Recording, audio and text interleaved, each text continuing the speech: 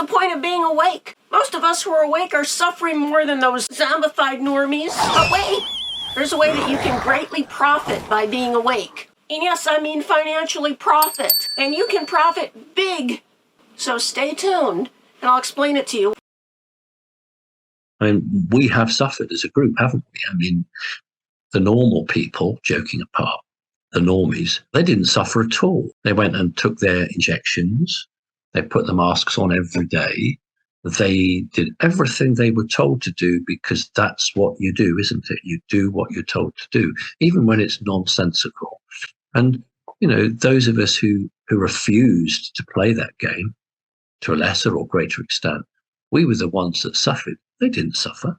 Being aware in these times means that we're going through a lot of stress because we're aware that we're living in a fucking fake world run by a fake government. A Matrix movie.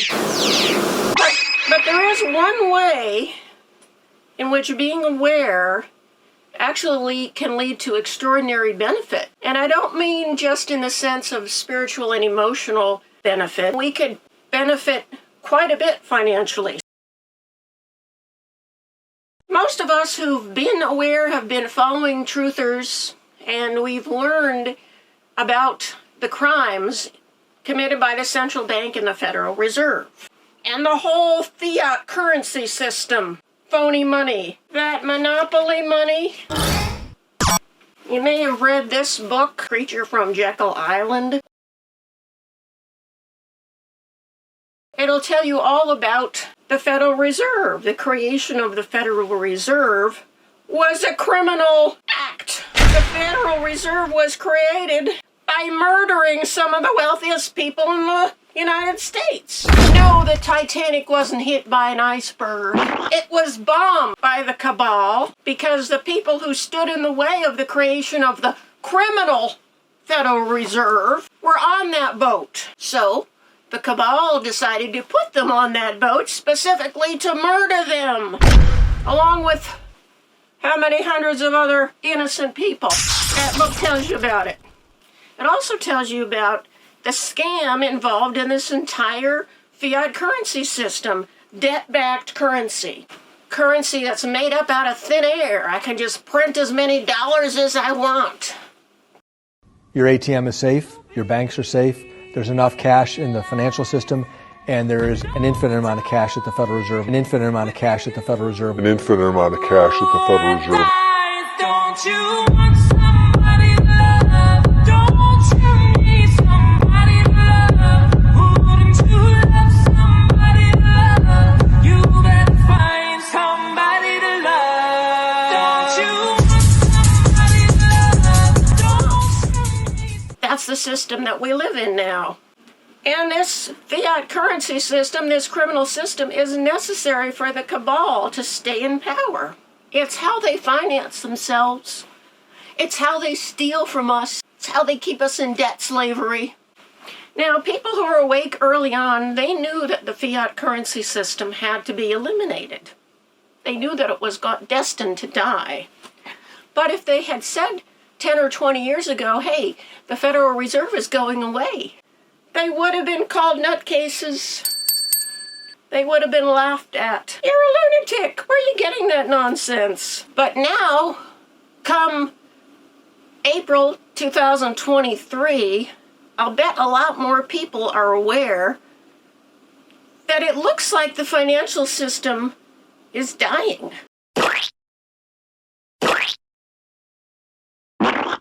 Now, you don't look so crazy. When the normies hear the financial system is dying, they don't necessarily know what that means. They don't know that the dollar could literally become so devalued that it ends up like the bolivar in Venezuela, where you can see dollar bills in the street gutters.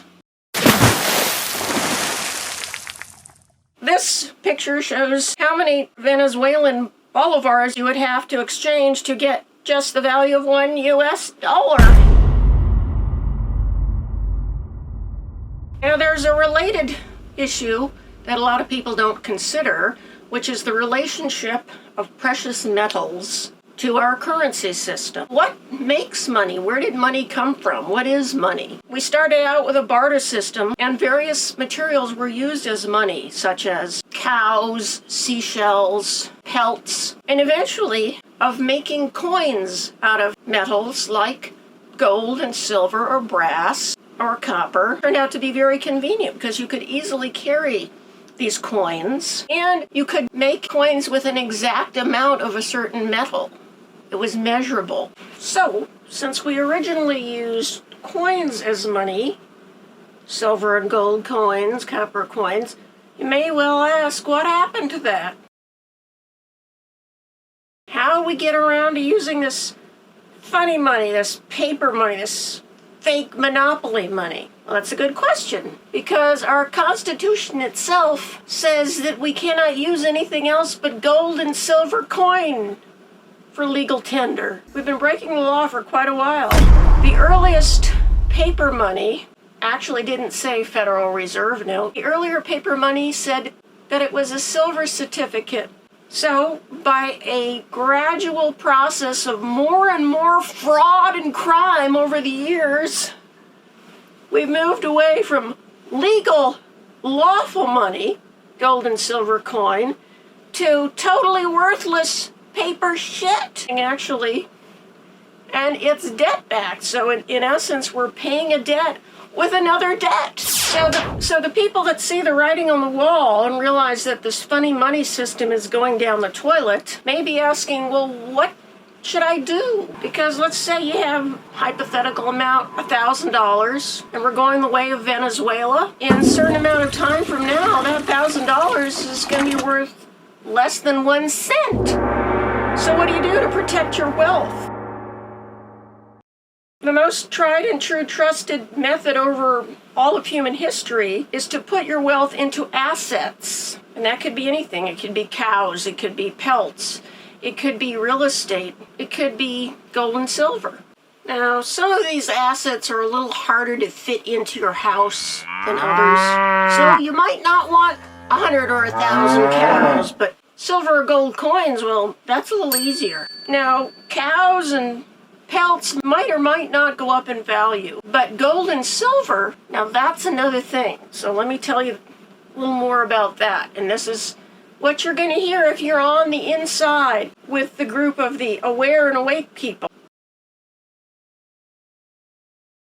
But when people think of investing in precious metals like silver and gold, most normies don't see the point of it. They'll look at the charts of the value of silver and gold over the last 100 years. It doesn't seem that the value has really increased. The value of silver has gone down 50% in the last 40 years. However, and here's a key point, and again, this is where those of us who are aware of what's actually going on are greatly advantaged. There's a reason why the precious metals are undervalued, why the prices do not reflect their actual value, especially for silver. The price of gold is approximately 90 times the price of silver. Why is silver so inexpensive? In fact, Bo Ponley talks about this, and he points out silver is so inexpensive it's practically being given away for free. You're buying it at the cost of mining it. So first off, just to mine an ounce of silver costs, by the time you mine it, put it and turn it into a coin, it costs $20. You're buying silver at cost. It's cost today. They're giving it to you. So you have to do a little investigation into this. Start following some of these people that have been called conspiracy theorists. You might not like that, but in fact, what's been happening with the value of silver is a conspiracy. A conspiracy to rig or manipulate the price of silver. A thoroughgoing manipulation? I mean, I don't know any manipulators who are that good. Well, he was proven wrong. I mean, flat out wrong. The JP Morgan $920 million fine was for manipulation of what he was just talking about, spoofing, over 8 years.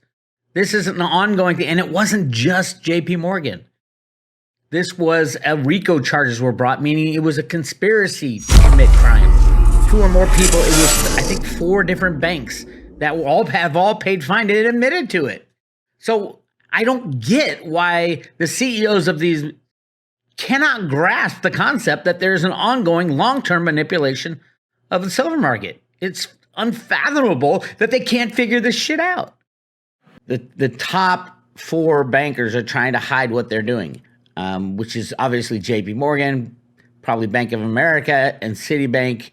They still collude together to rig the price of silver to keep this system going. Silver's been price suppressed for 170 years. A conspiracy by the cabal to keep the price of silver down, and gold, but especially silver. Actually, silver is more valuable than gold. Sell all your gold. Sell everything you got. Look under the cushions to find money to buy silver. And then buy silver, you'll hang on to it. And then if you love gold, that's great. Wait till the ratio turns 10 to 1 or 1 to 1 to sell your silver in for gold. Cash all your gold in for silver now, and then flip it when silver is freely traded. Yes, gold is rigged as well, but not as much. It's not as important at all as silver. Silver's been price suppressed for 170 years. So the key is get it in your own possession. That's the most important thing. Because at some point, all these exchanges will stop, and everybody with something in the exchanges will lose it. It will be gone. There's actually more gold on the earth than silver.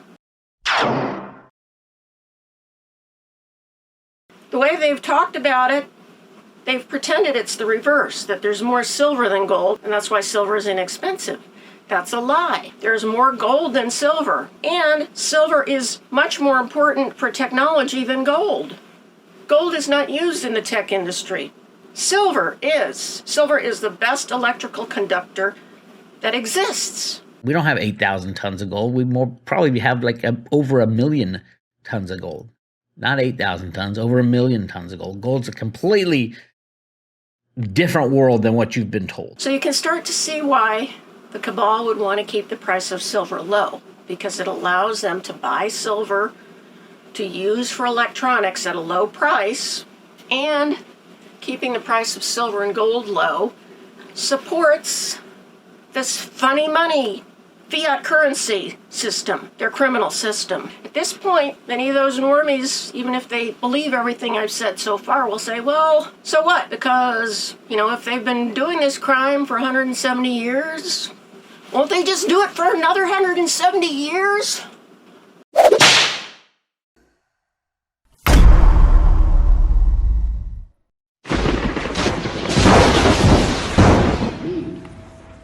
That is the best relief.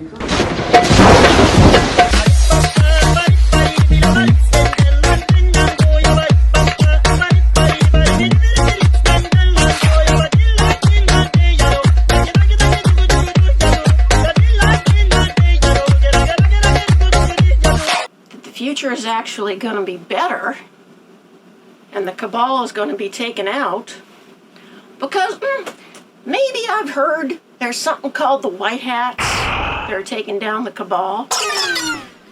If you believe that, then it's just a matter of adding 2 and 2. Number 1, there is a cabal that is rigging the prices of precious metals.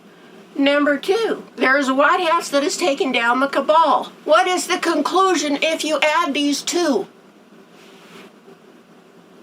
Yes, the rigging of precious metals is gonna stop at some point, right? Okay, that's the key. If you can understand that and believe that, then you have the key to be very wealthy. You realize that as soon as that rigging is stopped, the prices of the precious metals will go up.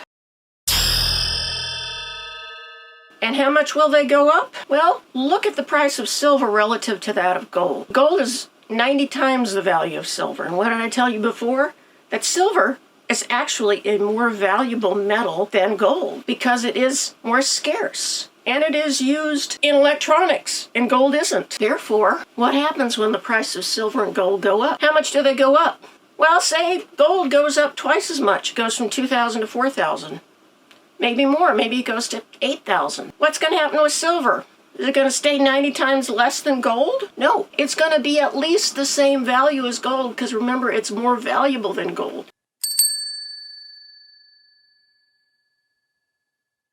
So, if gold went up to I think 10,000 is reasonable. It's kind of actually a low estimate for the future value. Silver will be at 10,000. So when gold takes off vertical, okay, silver is going to play catch up and it's going to go insane. So it's going to go 60 to 1, 50 to 1, 40 to 1, 30 to 1, 20 to 1, 10 to 1. And because it's manipulated for generations, it might go par. It might go one. It might go 1 to 1 for a short window. With gold. Yes. For a short window, it could go to par. So if gold's 20,000, that's $1,900 an ounce. Yeah, but when it's gold might go to 20, 30,000. Yes. Talking today's value. 20, 30, 50,000 an ounce, which means silver could, if it goes 10 to 1 at 50,000, would be 5,000 per ounce, right? Silver could also go par for a short window, meaning it could literally shoot to 50,000 if gold was 50,000. If gold goes from 2,000 to 10,000, you have made 5 times your investment if you bought gold at 2,000. 5 times. If silver goes from $20 an ounce to 10,000, you have made 500 times your investment.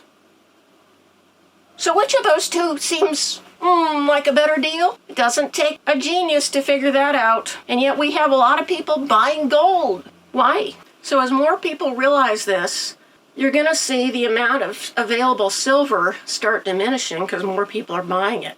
And what's happening with those that have the largest amount of silver? The LBMA, the London Sub-Bullion Market Association, and the COMEX market in the United States, the amount of silver that they have in store in their vaults is decreasing and decreasing and decreasing.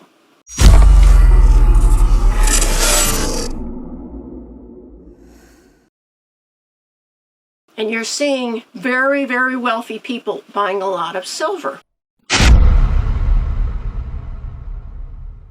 This is dying. I know we're used to this, we're addicted to this, and we say, okay, I know what this is worth and I can go out and buy certain things with this. But that's kind of an illusion because this is becoming less and less valuable. So what you want to do as much as you can is exchange this for this.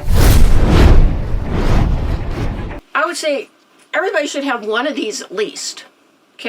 Better yet, buy as much as you can afford. And I'm not a financial expert. I cannot give financial advice. I'm just sharing with you what other people have said, and some of these people might be financial experts. Some of them might know a thing or two about silver because they might have been studying it for several decades. But what I wish for you is that I hope that you will actually be able to benefit financially as well. As the world careens towards a totalitarian dystopia and those zombified normies, they're just happy doing what they're told to do. They don't have to think about it. Ignorance is bliss. But I have a feeling that when the day comes that they go to their bank and go to their ATM and they can't get money out of their bank and they go and try to use their credit card and the credit card doesn't work, just maybe that might snap them out of their stupor. It's going to come a day very soon, way sooner than you're thinking, that you're not going to be able to get that cash out of that bank. And it's not just going to be you, the average citizen. It's going to be the big guys that have the billions, not the millions, the billions. Right around the same time where you're not able to use a card and you're not able to get cash. ATMs are going to be out of service. Banks are going to be refusing to give cash because they don't have it to give. It's not even in the bank. You go rob the bank, it's not there. The Federal Reserve will stop supplying banks with cash. So there won't be cash in banks. And right around that same time that that's happening, you're going to start hearing news trickle out about banks becoming insolvent, and especially the big ones. You're also going to hear why. There's going to be major panic that ensues in the markets worldwide. And you're going to see major losses. And you're going to see the stock market halted, all trading. So they're going to attempt to reopen. And when they do, it's going to fall again. I'm not talking 1,300 points like it did last week. I'm talking huge amounts. 4,000, 5,000, 6,000 points a day. you're going to see a lot of people killing themselves, especially the ones that had their ill-gotten gains through the stock market mechanism. Right around that same time that all that's happening, you're going to see these short positions removed from the COMEX market on precious metals. And you're going to see the price of those shiny metals. And then if any of us are lucky enough to hold those metals in our hand, they could be used to purchase. You may need some of those shiny little metals that you collected to get by. When all of this is occurring, we will be in control the entire time. You just need to wait out the storm. Get to the other side. Stock up. Be ready. Silver, on the other hand, the gold-silver ratio is going to be 1-to-1. 1-to-1. It'll be more like $20,000. Gold will be worth $20,000, and silver will be worth $20,000 or more if you can find it. Because silver's so much more valuable than gold on every level, on a monetary level, on an industrial level, obviously. I've been with you since the beginning. Give us an extra little gold nugget of intel tonight, please. Thanks for all you do. A little gold nugget. A gold nugget of intel? In my opinion, of course, because it's my opinion and I'm entitled to it, silver and gold will be at a 1-to-1 ratio very soon. How's that gold nugget of information for you? And what's going to happen? They're going to go out and buy silver and find out you cannot get it at any price. That's the moment we're about to hit. You cannot buy silver at any price. And you'll be kicking yourself that you didn't go down to your local coin shop today, which is April 21st, and get as much as you can. Silver and gold. Well, what do you think of our friend Cornelius? Seems all he thinks about is silver and gold. Silver and gold. Silver and gold. Everyone wishes for silver and gold. How do you measure its worth?